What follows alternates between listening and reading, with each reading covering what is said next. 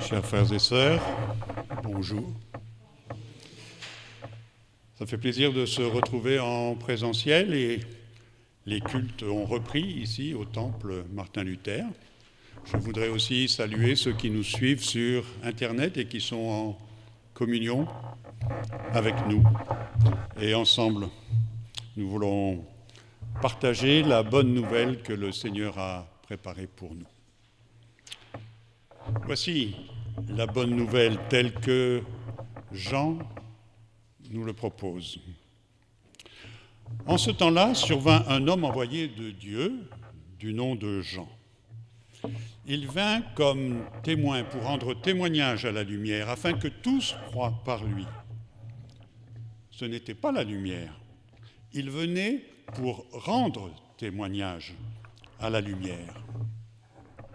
Voici le témoignage de Jean lorsque les Juifs lui envoyèrent de Jérusalem des prêtres et des Lévites pour lui demander « Toi, mais qui es-tu » Il le reconnut, il ne le nia pas, il reconnut « Moi, je ne suis pas le Christ ». Ils lui demandèrent « Mais alors quoi ? Toi, tu es Élie ?»« Je ne le suis pas. Est-ce que tu es le prophète ?» Il répondit « Non. Alors, qui es-tu » ? Qui es-tu que nous puissions donner une réponse à ceux qui nous ont envoyés ? Que dis-tu de toi-même ? Moi, je suis celui qui crie dans le désert. Rendez droit le chemin du Seigneur, comme a dit le prophète Ésaïe. Ceux qui avaient été envoyés de chez les pharisiens lui demandèrent « Mais alors, pourquoi baptises-tu si toi tu n'es ni le Christ, ni le prophète ?» Moi, je baptise dans l'eau, mais au milieu de vous, il en est un que vous ne connaissez pas et qui vient derrière moi. Moi, je ne suis pas digne de délier la lanière de ses sandales. Cela se passait à Béthanie, de l'autre côté du Jourdain. Nous allons prier ensemble. Père, c'est une bonne nouvelle que tu as pour chacun d'entre nous. Et nous voulons ouvrir notre cœur, ouvrir notre vie à cette bonne nouvelle et te laisser nous combler. Aide-nous à te faire de la place, à t'entendre, à entendre tes pas sur le chemin de notre vie. Aide-nous à être attentifs au murmure de ta présence, s'il te plaît. Amen. Amen. La question qui se pose de plus en plus maintenant, c'est mais comment allons-nous vivre Noël cette année ?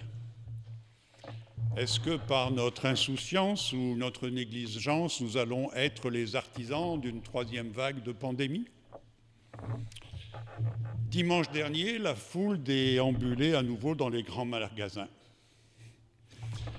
La magie de Noël, dit-on, en essayant de tenir compte des mesures de distanciation sociale. Et j'allais dire, ils étaient nombreux à faire leurs achats, peut-être devrais-je dire, nous étions nombreux à faire nos achats dans les magasins.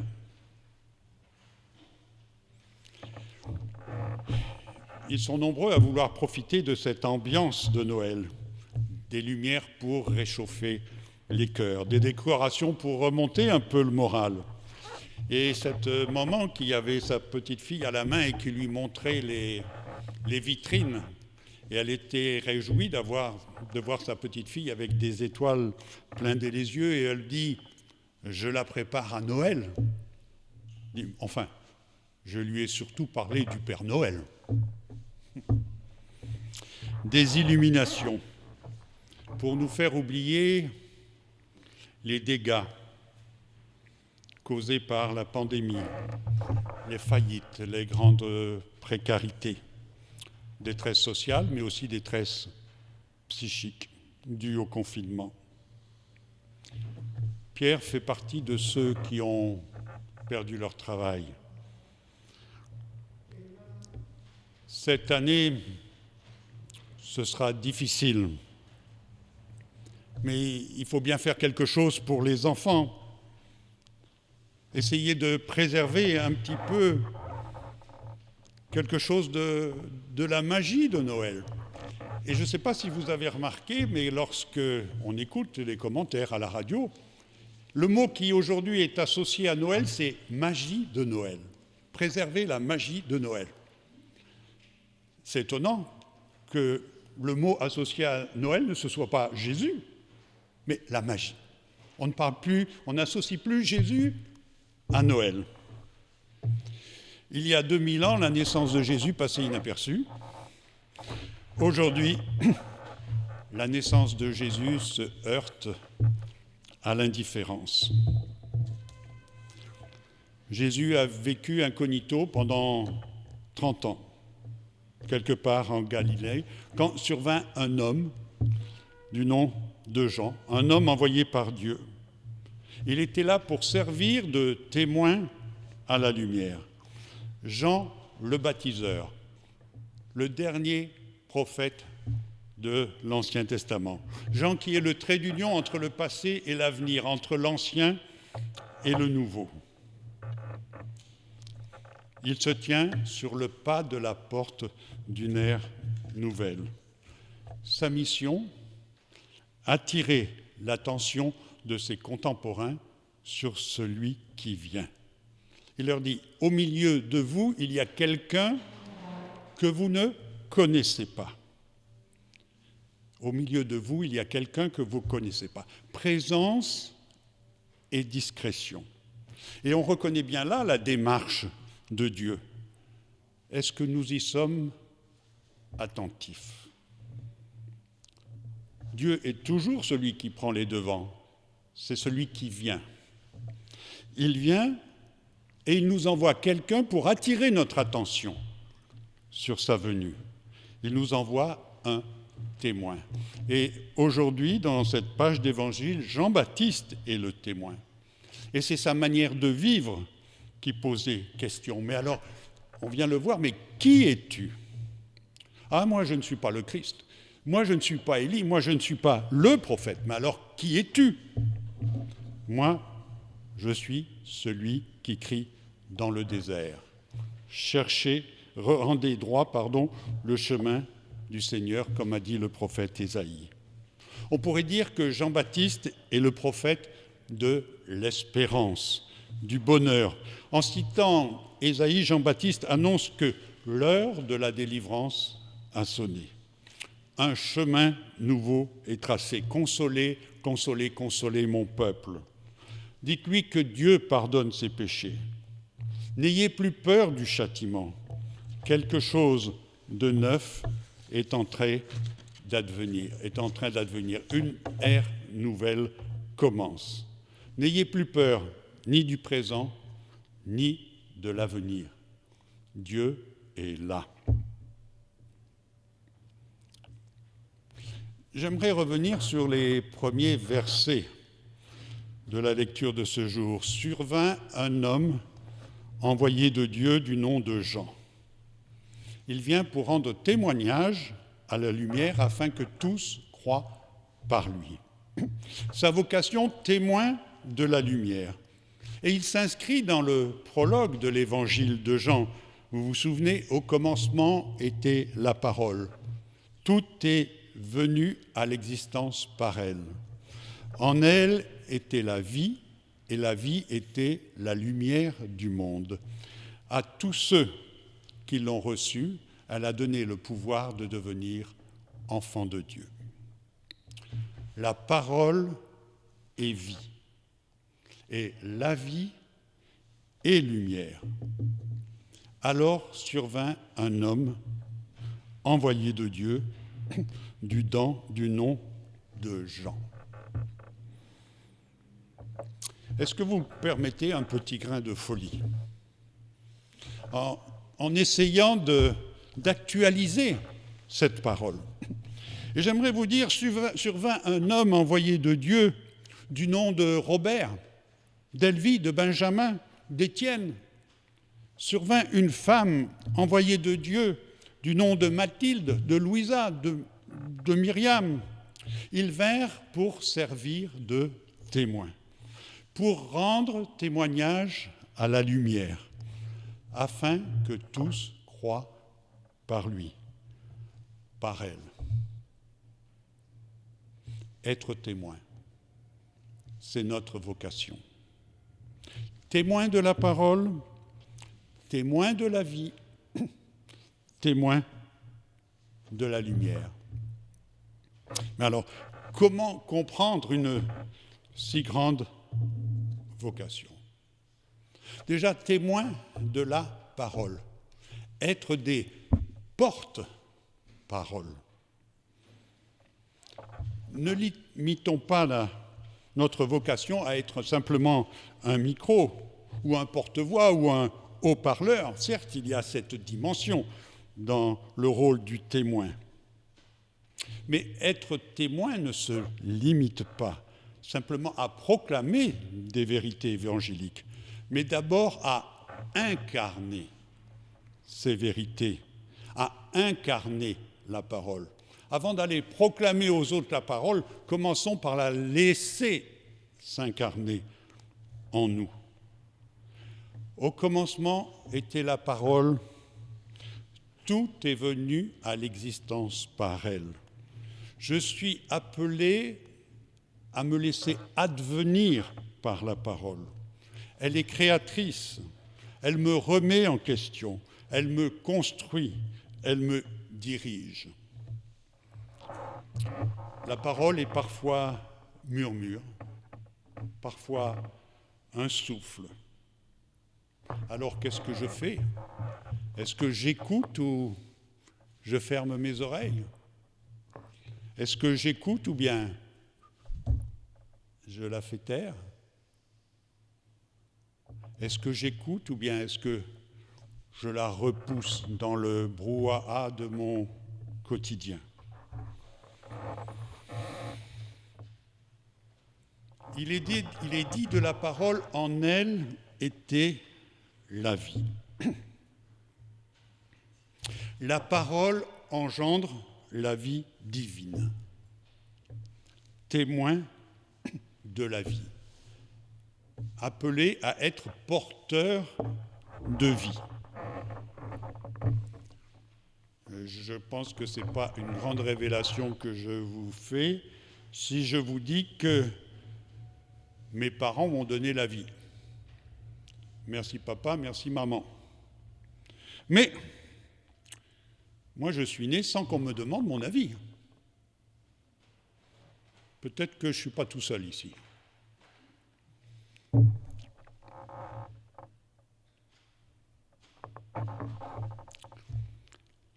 Alors, à moi de vivre ma vie comme je le peux. Je suis acteur de ma vie terrestre. Par contre, vivre de la vie divine, naître de nouveau, ne se fait pas sans mon consentement, ne se fait pas sans ma participation.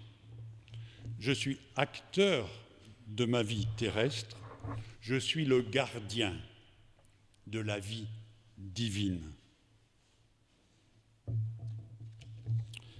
C'est dans la mesure où je protège la vie divine qui est en moi, dans la mesure où je lui fais la place, dans la mesure où je lui fais toute la place, dans la mesure où j'aspire à cela, que la vie divine en moi va grandir et que la vie divine en moi va faire de moi un vivant, un ressuscité.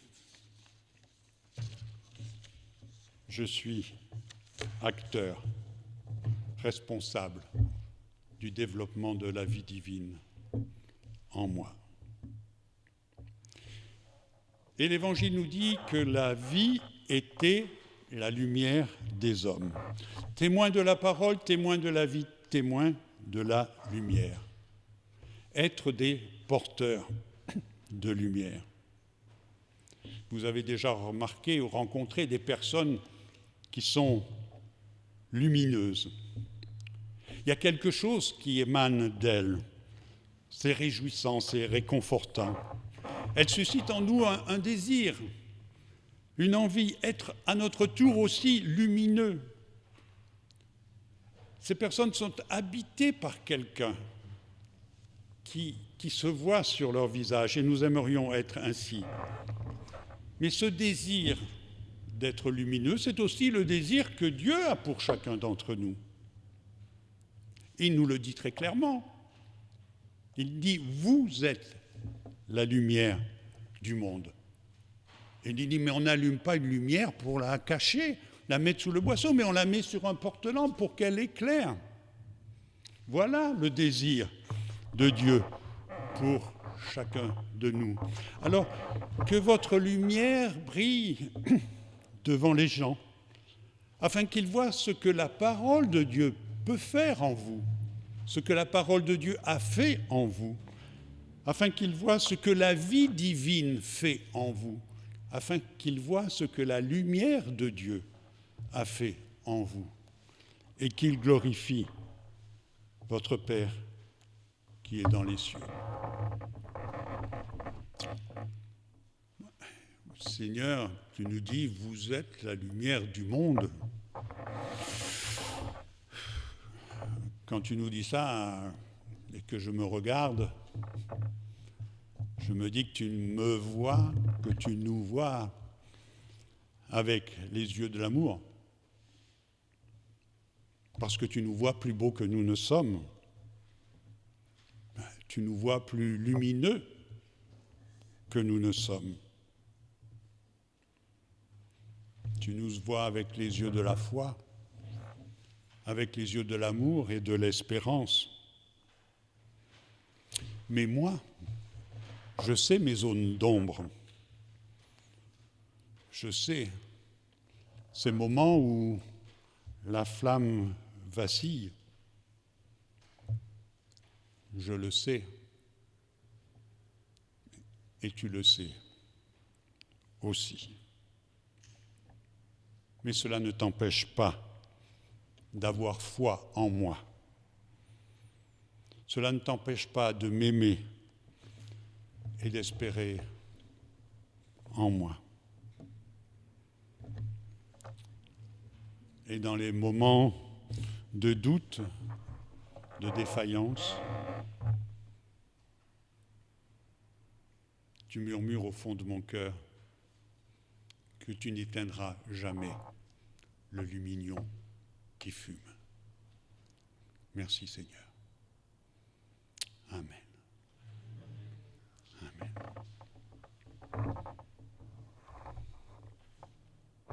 Seigneur, merci, parce que c'est toi qui as foi en nous. Tu as foi, tu espères en chacun d'entre nous. Et ton amour pour nous est indéfectible. Que ta foi, ton espérance et ton amour nous mettent debout et nous fassent marcher debout vers nos frères, les hommes, les humains. Et c'est là que nous te verrons. Amen.